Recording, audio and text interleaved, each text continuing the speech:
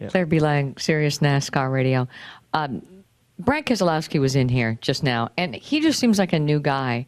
He seems like he's so much more confident, and he said it's because he feels ready for the first time, for this move. He also said that you really groomed him well, that he is his best racing around you, that he races harder when you're around him. When he looks in the rearview mirror and sees you, he sees you race harder against him. He wants to win the championship of the Nationwide Series, but he really does seem like a different guy, like he's more letting himself out and more confident. Can you talk to that and talk about Brad? Well, I think Brad does. If he's anything like me, I guess you get something like a season. He had a great season last year. You get something like that under your belt, then you can kind of take the off season and look back at it and begin to admire it and appreciate it for what it really was. And he did a great job for us last year. He's probably thought a lot about where he was prior to that. I mean, he's just been at this for a very short period of time. So he's just starting to become appreciative, I guess, and understand truly what he's been able to accomplish. He's starting to feel comfortable with the opportunity that he might be able to do this for the rest of his life. And because when I first came in and I started, even after I won that first championship in 98, there was no guarantees, and you damn sure didn't want to be doing anything else, especially after getting a taste of it. And so he's just starting to really get that confidence and feeling like, yeah, man, I feel like I'm starting to. He's not, he's all he wants is just to be able to do this for the rest of his life, and he's starting to feel like he's getting toward being able to accomplish that. And he's got, obviously being able to have some conversations with Rick will certainly give you a lot of confidence and calm a lot of the nerves. He's obviously got a lot of questions about his future with the Cup Series and what the opportunities Rick can provide for him. With Mark coming in, what does that mean for Brad? So he's had a lot of conversations with Rick that are private, and I know nothing really about those. But apparently those have, give him a lot of assurance. And Brad's just feeling really confident right now. He feels like he's in a great spot. He's looking forward to next year. He knows what he did last year to try to win the championship and finish third. And I think he feels like he can put together a better season this year and maybe give us a shot to win the championship. Reed Spencer with Sporting News. Here's a shot in the dark. Have you ever named any of your race cars? Yeah, just for fun. I used to name them all the time. I built some street stocks. My granddaddy, Robert G., used to name his race cars all the time, so I got into the habit of naming cars. I had the Mach 5, and I had the car I raced at Myrtle Beach in the late models. I built from the ground up. We called it Wild Eyed Crazy Mary. And we had the East Coast. Where did that come from? It was a Pearl Jam song. Oh, okay.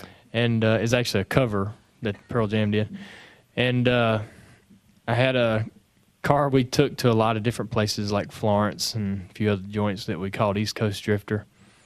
And the car that I burnt down to the ground at Nashville in the late models was called General Lee because it was built in Richmond, Virginia. And we named a lot of, we had some Busch cars called Redhead Stepchild because the chassis was red. And we had a lot of different names for some of our cars. You have to name your race car. You got to give it a personality. It has a personality already. And so you got to give it a name. That's only fair, only fun, too. It's better than some number, Everybody's got numbers stamped all over them. Tony Fabrizio, Tampa Tribune. How do you size up your first year with Hendrick? Did it fall short of expectations? And I guess I'll also ask the obligatory question for your take on the whole Ganassi-Earnhardt merger thing. Well, I don't know what obligatory means, but I try to do my best. I think that as far as last year, I was real happy how we started the season. The first half of the year was great. We were second in points. We'd run great right out of the box, really strong. We were actually one of the better teams in our stable for the first 2 or 3 months. And then, the last half of the season was a steady stream of disappointments, especially in the chase. I was very disappointed with how we run, but the whole team was, We weren't – I don't think I was not disappointed in any one individual or anything. We just – I don't know. We just didn't get it done. We damn sure didn't get it done. But that was frustrating not to be able to compete like we had at the start of the year. And because we always work hard, and I always try to drive really hard. And because I can't, if there's just one guy out there that would be easy to take a pop shot at for not being focused and not driving hard, it's me. So I got to go out there and drive hard every lap. And, as far as the merger, I'm pretty happy, I think, for them. It seems you can't get a word out of Martin. He's like talk to a rock. And I see him on the internet all the time trying to talk to him. Just get I have no idea what's going on over there. No more. The only thing I know about what's going on over there is what you guys are printing, and I don't even know whether to believe half of that, because you just don't know.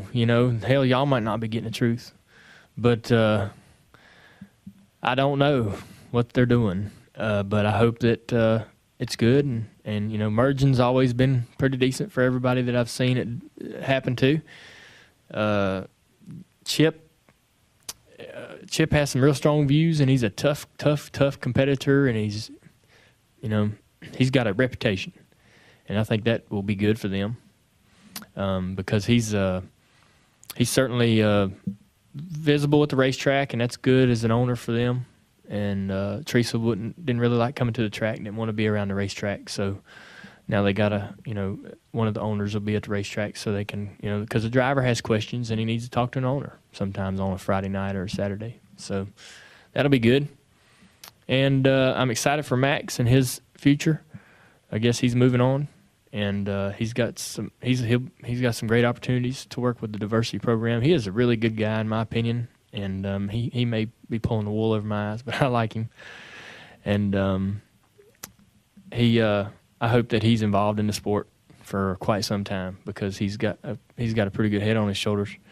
And but I don't know, it's just so tough to be it's so tough to stay alive right now in this sport, in this economy, for anybody.